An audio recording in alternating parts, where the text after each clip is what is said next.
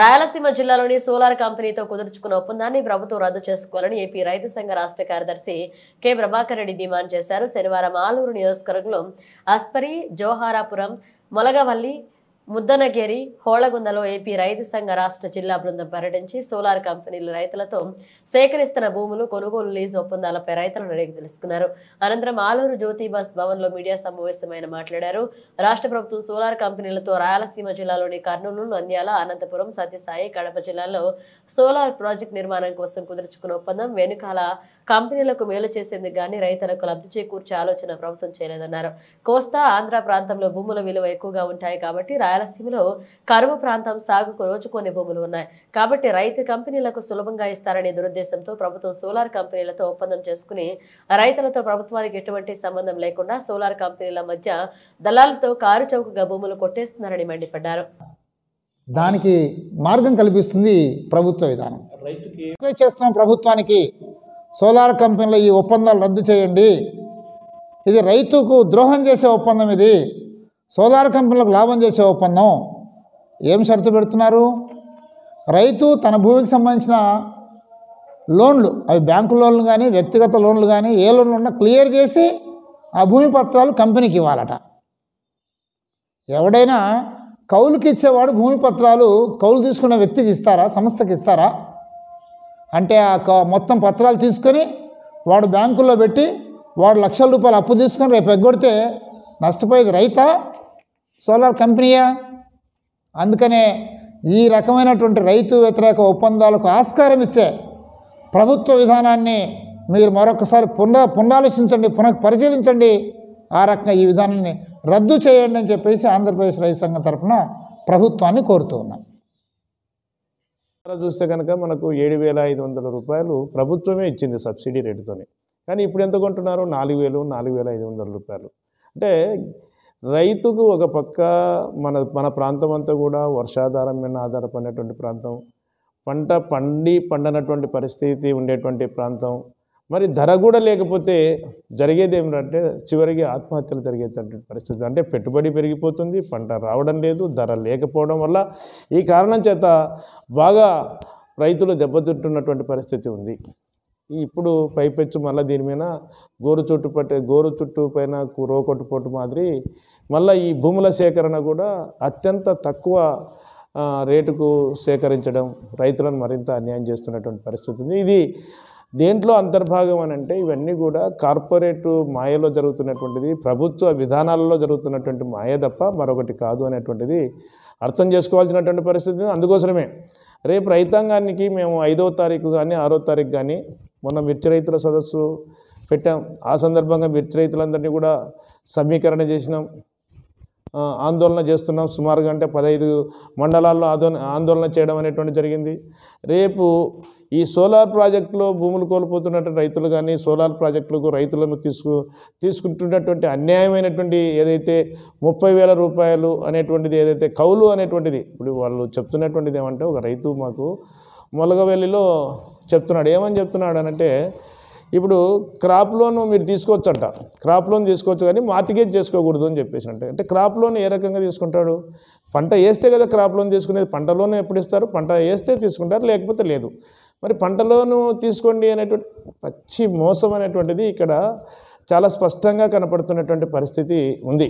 అందుకోసమే రైతాంగం అందరూ కూడా రాజకీయాలకు అతీతంగా ఐక్యం కావాల్సినటువంటి అవసరం ఉంది.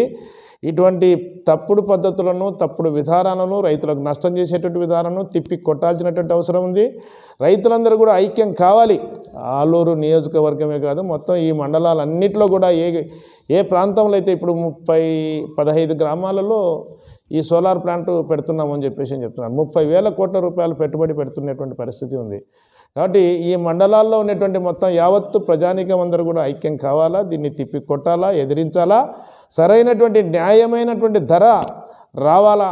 ఆ రకంగా ఇచ్చేంత వరకు కూడా ప్రభుత్వం పైన ఏదైతే సోలారు ప్లాంట్కు వ్యతిరేకంగా, నిర్మాణానికి వ్యతిరేకంగా పోరాడాల్సినటువంటి అవసరం ఉంది అని చెప్పేసి రేపు సదస్సులో కూడా మేము ఆ రకంగా పిలిపిస్తాం, వాళ్ళని చైతన్యపరుస్తాం, గ్రామాన తిరుగుతాం. ఇక్కడే అవసరమైతే నివాసం ఉండేదానికోసం కూడా సిద్ధపడతాం. ఆ రకంగా రైతులను సమీకరణ చేస్తామని చెప్పేసినటువంటి విషయాన్ని మీ ద్వారా తెలియజేస్తున్నాం. ఈరోజు ఈ సోలార్ కంపెనీ వాళ్ళందరూ సోలార్ కంపెనీలు రాయలసీమలోనే సోలార్ జనరేషన్ కంపెనీలు పెడుతున్నాయి. ఎందుకని ఇక్కడ భూములు కావాలి? ఎందుకనంటే ఇక్కడ భూములు కారు చౌక, కరువు ప్రాంతం ఇది, సాగునీటి వనరులు లేవు, పంటలు పండే అవకాశం లేదు కనుక తక్కువ ధరకే రైతులు భూమి ఇస్తారు. ఎందుకని గోదావరి జిల్లాలో ఎందుకు సోలార్ పరిశ్రమ పెట్టట్లేదు? ఎందుకు కృష్ణా జిల్లాలో పెట్టట్లేదు? సాగునీటి వనరులు ఉండే ప్రాంతంలో సోలార్ పెట్టకుండా సాగునీటి వనరులు లేని ఒక వేసవి తీవ్రంగా ఉండి ఎండ తీవ్రంగా ఉండి తక్కువ పంటలు పండే ఈ ప్రాంతాన్ని ఎంపిక చేసుకున్నారు.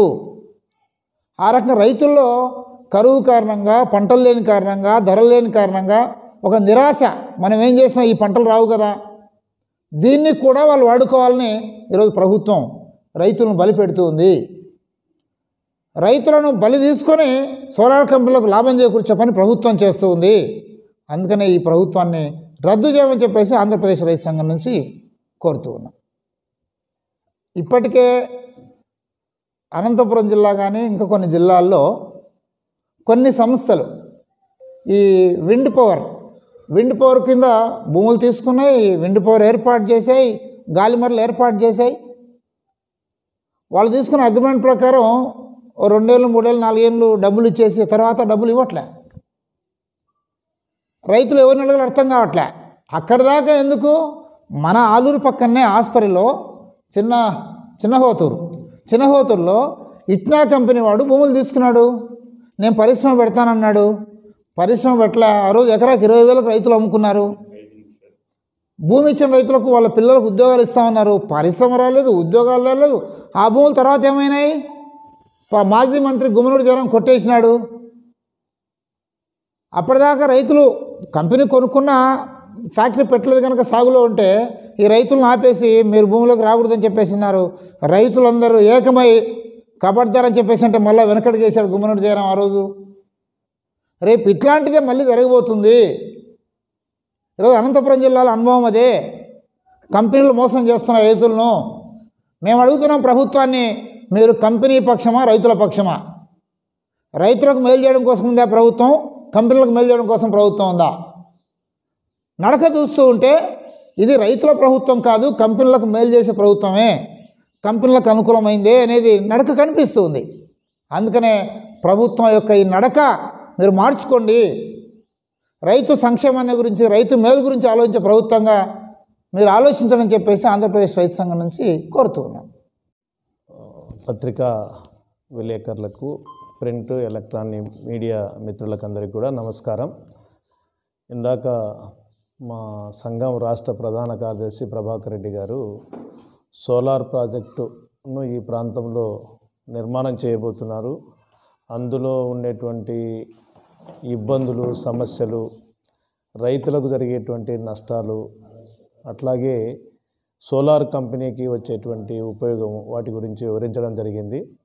ప్రధానంగా ఏమిటంటే 2013 భూసేకరణ చట్టం ఎక్కడ అమలు జరగడం లేదు.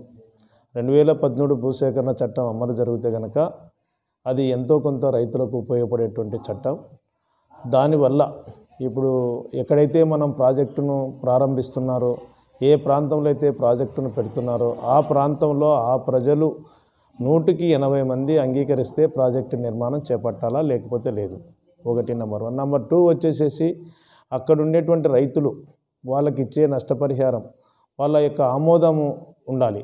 అంటే నష్టపరిహారం కూడా ఇక ఈ పద్ధతిలో నష్టపరిహారం ఇస్తున్నాం, 3 అంతలు ఇస్తున్నాం, 4 అంతలు ఇస్తున్నాం, రిజిస్ట్రేషన్కు కన్నా 4 అంతలు ఇస్తున్నాం అంటే 5 లక్షల రూపాయలు రిజిస్ట్రేషన్ ఫీజు ఉంటే 20 లక్షల రూపాయలు నష్టపరిహారం ఇవ్వాలనేటువంటిది 2013 భూసేకరణ చట్టంలో ఉంది. కానీ 2013 భూసేకరణ చట్టం కంప్లీట్గా నీరుగారు చేసేసి ఈరోజు ఎక్కడికెక్కడ అంటే కలెక్టర్లకు అధికారం ఇవ్వడం, లేదంటే కంపెనీలకు అధికారం ఇవ్వడం, కంపెనీలకు అధికారం ఇవ్వడం వల్ల నేరుగా రైతు దగ్గరకు వచ్చి రైతు దగ్గర బార్గెయిన్ చేసేసేసి కొనుగోలు చేయడం అనేటువంటి జరుగుతుంది. రైతుకు ఆ శక్తి లేదు, అంటే వ్యక్తిగతంగా బార్గెయిన్ చేసేటువంటి శక్తి లేదు. కాబట్టి ఈరోజు రైతులు సంపూర్ణంగా నష్టపోతున్నటువంటి పరిస్థితి ఉంది. ఆ విషయాలన్నీ కూడా మా ప్రభాకర్ రెడ్డి గారు రాష్ట్ర కార్యదర్శి గారు వివరించడం అనేటువంటిది జరిగింది. ఏమైనా ఎకరాకు 25 లక్షల రూపాయలు ఇస్తేనే ఇక్కడ రైతులకు నష్టం ఉండదు. కాబట్టి 25 లక్షల రూపాయలు ఇవ్వాలా అని చెప్పేసి అనేది మేము డిమాండ్ చేస్తున్నాం. పైపెచ్చు ఈ సంవత్సరం ఖరీఫ్లో మొత్తం పంటలన్నీ కూడా బాగా దెబ్బతిన్నాయి. దెబ్బతినడం, దిగుబడి తక్కువ రావడం, అదేవిధంగా పంటకు గిట్టుబాటు ధర లేకపోవడం అనేటువంటిది మరింత రైతులు ఈరోజు ఈ సంవత్సరం అంతా కూడా ఆందోళన చెందుతున్నటువంటి పరిస్థితి ఉంది. ఉదాహరణకు మిర్చి పంటను మనకి ఈ ప్రాంతంలో అంటే ఎల్ఎల్సి ఈ పరివాహక ప్రాంతం అంతా కూడా ఎల్ఎల్సి పరివాహక ప్రాంతము మిర్చి పంట విస్తారంగా వేశారు. అంటే ఆలహరివి కావచ్చు, హోలగుంద కావచ్చు, ఆదోని కావచ్చు, పెదకడుపూరు కావచ్చు, కోసిగి కావచ్చు, ఎమ్మిగనూరు కావచ్చు, ఈ ప్రాంతం అంతా కూడా మిర్చి పంట విస్తారంగా వేసినారు. గత సంవత్సరం ఒక రకంగా రేటు ఉండేటువంటిది, కానీ ఈ సంవత్సరం అసలే రేట్ లేనటువంటి పరిస్థితి. రేటు 11,000 ఈరోజు కనుక పేపర్లో చూస్తే 11,660 రూపాయలు. ఎకరాకు ఎంత ఖర్చు పెడుతున్నారంటే 1,50,000 నుంచి 2 లక్షల రూపాయల వరకు ఈరోజు పంటకు పెట్టుబడి పెడుతున్నటువంటి పరిస్థితి ఉంది.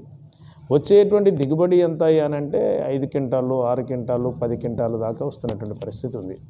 మరి నువ్వు ఇచ్చే ధరతోని కనుక పోలిస్తే కనుక ఏమాత్రం కూడా ఈరోజు గిట్టుబాటు కానటువంటి పరిస్థితి. అంటే కేవలం ఎకరా మీద 50,000, 60,000 మాత్రమే వస్తున్నటువంటి పరిస్థితి. 1,00,000 పైన నష్టపోతున్నటువంటి పరిస్థితి మనం మిర్చి పంటలో మనం చూస్తున్నాం. కందులు ఒక రకంగా పంట వచ్చినాయిలే అన్నట్లనే వచ్చి ఈరోజు పంట ధర చూస్తే కనుక పూర్తి పడిపోతున్నటువంటి పరిస్థితి ఉంది. అంటే 5-6 వేలు మాత్రమే ఈరోజు కందులకు గిట్టుబాటు ధర. ఒక రైతు ఈరోజు మేము ఈ మొలగవెల్లి గ్రామం పోయినప్పుడు లేదా జోహరాపురం గ్రామంలో మొత్తం కూడా పంట అసలు కొనుగోలు చేయడమే లేదు. అందుకోసం మేము ఆదోనికి తీసుకొని పోతే ఆదోన్లో కూడా కొనుగోలు చేసేటువంటి పరిస్థితి లేదు అని చెప్పేసి వాపోతున్నటువంటి పరిస్థితి ఉంది.